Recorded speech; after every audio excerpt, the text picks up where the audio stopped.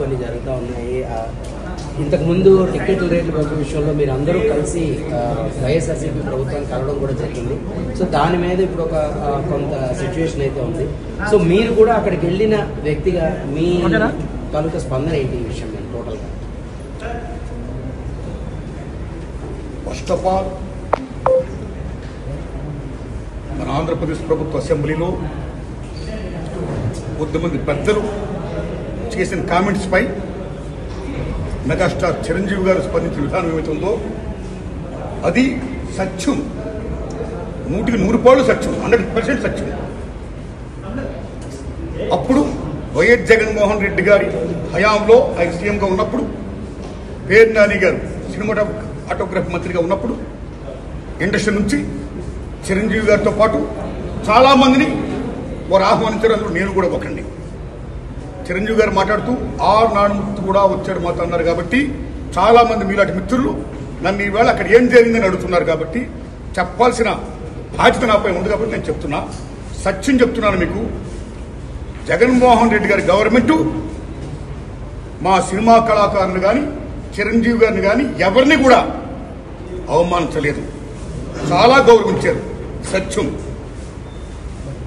ఎందుకంటే కోవిడ్ కష్టకాలంలో సినిమా రంగం ఏమైపోద్ది అని భయోందనతో ఉన్న దశలో పరిశ్రమ పెద్దలందరూ కలిసి చిరంజీవి గారిని కలిశారు. పరిశ్రమ పెద్దగా ఆయన భావించి, ఆయన గౌరవించి నన్ను ఆహ్వానించారు. చిరంజీవి గారు స్వయంగా నాకు ఫోన్ చేశారు కూడా. అదే సంస్కారం. అప్పుడు నేను ఢిల్లీలో ఉన్నా. నారాయణమూర్తి ఇండస్ట్రీ క్లిష్ట పరిస్థితిలో ఉంది. భారీ చిత్రాలతో పాటు సగటు సినిమా తీసిన ఇలాంటి వాడు అందరూ కూడా రావాలి, ఒపీనియన్స్ చెప్పాలి, మనందరం ప్రభుత్వాన్ని కలవాలి, ప్రభుత్వం నుంచి మనకి ఏ సహాయ శాఖలు వస్తాయో మనం స్వీకరించాలి, మనం విన్నవించాలి అని చిరంజీవి గారు చెప్పడం, అందరూ మీట్ అవడం చిరంజీవి గారి ఇంట్లోనే ఇది జరిగింది. అప్పుడు అనేక మంది వారు యొక్క అభిప్రాయం చెప్పారు. ఆయన్ని తీసుకుని మన సీఎం గారితో నేను చెప్పారు. వారు సీఎం గారితో మాట్లాడారు స్వయంగా.